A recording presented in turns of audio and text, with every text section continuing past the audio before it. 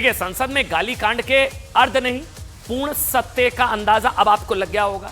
ठीक, अब आपको भारत में उन लोगों का सत्य भी दिखाते हैं जो पिछले कुछ दिनों से ना वो क्या रहा है, दलितों, आदिवासियों, ओबीसी और महिलाओं की फिक्र का खूब जिक्र किया जा रहा है। दलितों की चिंता, SC/ST है ना, ओबीसी, महिला आरक्षण बिल पास होने के बाद भी ये कहा जा रहा है कि भारत में दलितों, ओबीसी, महिलाओं से भेदभाव हो रहा है क्योंकि जाति जनगणना नहीं हो रही है। कास्ट सेंसस, दलितों की चिंता, ओबीसी, महिलाओं, मुस्लिम महिलाओं को अलग अलग से आरक्षण भी मिलना चाहिए, मुसलमानों को भी मिलना चाहिए। और इसके बहाने आज देश की जिन 3 खबरों का जिक्र होना चाहिए ना, वो खबरें एक तरह से ना दबा दी गई हैं। वो लिंचिंग के लिए भड़का रहे थे, मैं आपको दिखाऊंगा सच के लिंचिंग कैसे होती है, खबरों की लिंचिंग। आज आपको ये कहकर मुसलमानों को डराने वाले नेता मिलेंगे कि एक दिन में संसद की मुसलमानों की लिंचिंग हो सकती है। आज आपको ये कहने वाले नेता भी मिलेंगे कि वो सत्ता में आए तो दलित, ओबीसी, महिलाओं को उनका हक दिलाएंगे। लेकिन आपने क्या मॉब लिंचिंग, महिलाओं, ओबीसी और दलितों की बात करने वाले किसी नेता को अब सुनिए 3 राज्यों से देश को चिंता में डालने वाली खबर के बारे में बात करते हुए सुना। आपको पता भी नहीं होगा आज की खबरें। ये 3 खबरें देखिए, ये तीनों इंडिया गठबंधन वाले राज्य हैं। पहले तो ये मैं बता दूं, ये 3 राज्य हैं, बिहार, राजस्थान और केरल। और संयोग इत्तेफाक ये तीनों विपक्षी गठबंधन इंडी अलायंस प्रदेश है।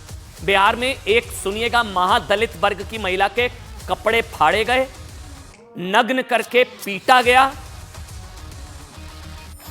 कहना पड़ रहा है लेकिन जो आरोप है उनको पेशाब पिलाया गया। जी हां, नग्न करके पीटा गया, पेशाब पिलाया गया। बीजेपी का आरोप है कि महिला को निर्वस्त्र करके उसकी परेड भी कराई गई। आपको पता ही नहीं लगेगा, बिहार में मणिपुर जैसी घटना हो गई लेकिन कोई शोर नहीं, पूरा सन्नाटा है ना। अभी तक किसी एक की भी गिरफ्तारी अभी नहीं हुई है जब मैं आपसे बात कर रहा हूं। दूसरी खबर राजस्थान से, जहां 15 साल की एक बच्ची से सामूहिक दुष्कर्म के बाद उसे मारकर कुएं में फेंक दिया गया। इस घटना में जिन 3 लोगों पर आरोप लगा है उनका नाम तक लेने की हिम्मत कई नेताओं में नहीं है। बिल्कुल ठीक समझे आप। तीसरी खबर केरल से, केरल के कोल्लम में भारतीय सेना के एक जवान की देखे पिटाई के बाद केरल के कोल्लम में उनकी पीठ पर PFI लिख दिया गया। ये देखिए आप, तीसरी तस्वीर देखिए। ठीक 1 साल पहले केंद्र सरकार कट्टरपंथी संगठन PFI को बैन कर चुकी है और ये इंडी गठबंधन के राज्य में क्या हो रहा है, 3 तस्वीरें देखिए। बिहार, राजस्थान, केरल, जवान की पिटाई के बाद उसकी पीठ पर PFI लिखने वाले किसी आरोपी की अभी तक गिरफ्तारी नहीं हुई है।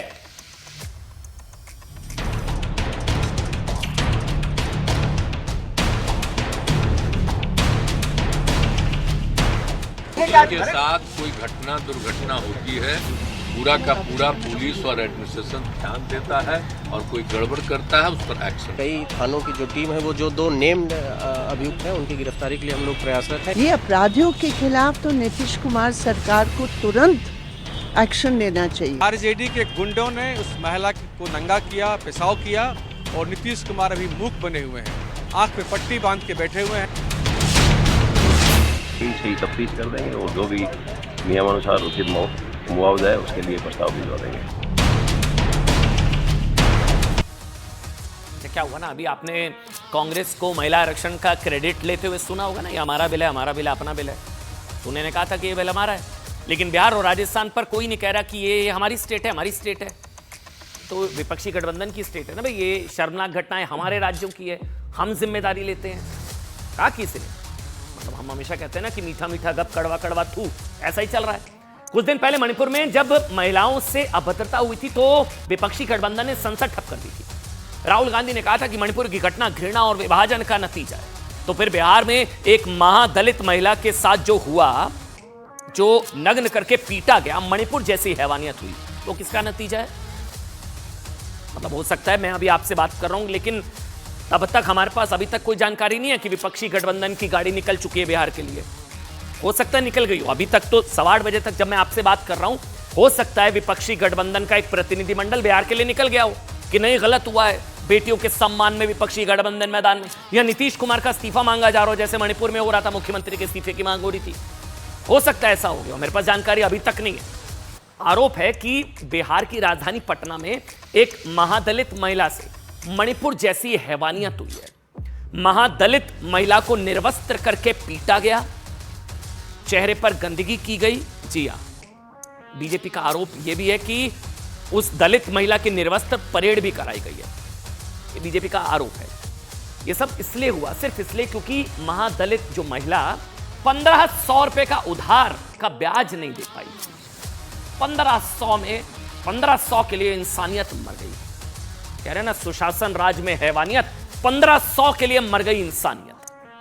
समझ जाइए कि जिस बिहार पर नीतीश कुमार 15 साल से राज कर रहे हैं ना, जिस नीतीश कुमार को विपक्षी गठबंधन के कुछ नेता प्रधानमंत्री का कैंडिडेट बताते हैं, उस बिहार में दलितों और महिलाओं की स्थिति क्या है ये आप खुद देख लीजिए। खबर आपके सामने। अर्धनग्न करके पीटा गया, फिर मुंह पर गंदगी की गई। बिहार की जिस घटना की मणिपुर से तुलना हो रही है ना, उसके आरोपी अभी तक गिरफ्तार अभी तक नहीं हुए। विपक्षी गठबंधन को मणिपुर की घटना पर महिलाओं की बड़ी फिक्र थी, होनी चाहिए भाई, लेकिन फिर बिहार की बेटी की फिक्र क्यों नहीं? बेटी बेटी में फर्क क्यों? मणिपुर की बेटी और बिहार की बेटी में फर्क क्यों? सवाल है ना कि आपने बिहार में कल हुई इस घटना पर आज विपक्षी गठबंधन के प्रमुख नेताओं को नीतीश कुमार से सवाल करते हुए देखा कि कैसे हो गया भाई, इस्तीफा मांगिए। या कोई, फिर से कह रहा हूं, हो सकता है कोई प्रतिनिधिमंडल की गाड़ी निकल गई हो विपक्षी गठबंधन की बिहार में कि कैसे हो गया, हम जाएंगे। स्थिति तो यह है कि बीजेपी कह रही है कि दलित महिला के निर्वस्त्र परेड की घटना बिहार में जंगल राज का सच बताने वाली है। बीजेपी का आरोप है कि इस शर्मनाक घटना के पीछे आरजेडी के गुंडे हैं, लेकिन बिहार पुलिस कह रही है कि महिला के साथ मणिपुर जैसा तो कुछ हुआ ही नहीं है, सिर्फ मारपीट हुई है। ये पुलिस का पक्ष है, उसके कपड़े नहीं फाड़े गए हैं। परिवार का पक्ष, पुलिस का पक्ष, सुनिए आप।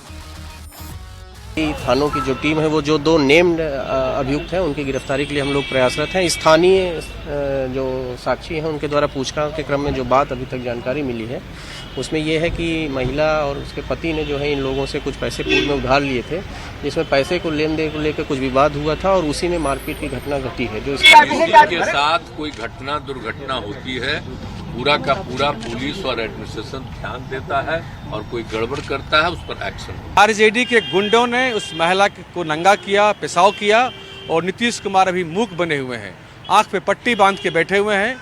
इनके राज्य में कानून व्यवस्था का हाल चरमरा गया है। इनको मुख्यमंत्री की कुर्सी पर बैठने का कोई अधिकार नहीं रहा। अच्छा देखिए, बिहार है, मणिपुर थोड़ी ना, क्यों शोर मचाना। अच्छा, राजस्थान के साथ भी ऐसा ही हो रहा है। राजस्थान के सीकर में 15 साल की एक बच्ची का शव कुएं से मिला। यह बच्ची 23 सितंबर यानी कि शनिवार को अचानक घर से लापता हो गई थी। बच्ची की खोज शुरू हुई तो उसका शव कुएं के अंदर मिला। परिवार का आरोप है कि उनकी बच्ची का अपहरण हुआ, गैंगरेप हुआ और गैंगरेप के बाद उसे मारकर कुएं में फेंक दिया गया। आप खुद सोचिए, इस बच्ची और इस बच्ची की तरह लाखों करोड़ों महिलाओं को आरक्षण मिल गया होता तो क्या मतलब क्या होगा? उस 33% आरक्षण का क्या होगा? अगर महिलाओं को 100% सुरक्षा नहीं दे सकते हैं ना हम लोग, मतलब 33% आरक्षण का क्या फायदा फिर? जब महिला सुरक्षा पर 100% डबल स्टैंडर्ड बना रहेगा, 33% आरक्षण का क्या होगा जब रेप पर गुस्सा भी राज्य राजनीति और राजनीतिक सीमाएं देखकर तय होगा? दुर्भाग्य से बिहार और राजस्थान में ऐसा हो रहा है। बिहार की घटना में आरोपी अब तक नहीं पकड़े गए हैं। राजस्थान की घटना में कुछ आरोपियों को पकड़ा गया है, लेकिन राजस्थान की घटना में ऐसा कुछ नहीं है जिससे पॉलिटिकल पर्यटन शुरू हो सके। राहुल गांधी आज छत्तीसगढ़ के दौरे पर ट्रेन में थे ना, तस्वीरें ये देखिए, तस्वीरें ट्रेन में लोगों से उनकी वो समस्याएं पूछ रहे थे। उन्हें पता भी नहीं होगा कि राजस्थान, उनकी स्टेट में सीकर में एक बच्ची के साथ क्या हुआ है। वहीं बीजेपी ने इस घटना के बाद कहा है कि राजस्थान में कांग्रेस का जंगल राज है। बीजेपी ने कहा कि मुस्लिम समुदाय से जुड़े 3 दरिंदों ने बीजेपी ने कहा कि मुस्लिम समुदाय से जुड़े 3 दरिंदों ने रामगढ़ शेखावटी में यह क्रूर घटना अंजाम दी है। और सुनिए, तीसरा, बिहार राजस्थान के बाद केरल की भी, तीनों स्टेट विपक्षी गठबंधन के। केरल की घटना के बारे में बताते हैं, आप हैरान हो जाएंगे। भारतीय सेना के एक सैनिक को पीटने उसकी पीठ पर पीएफआई लिखने की घटना, ये केरल से।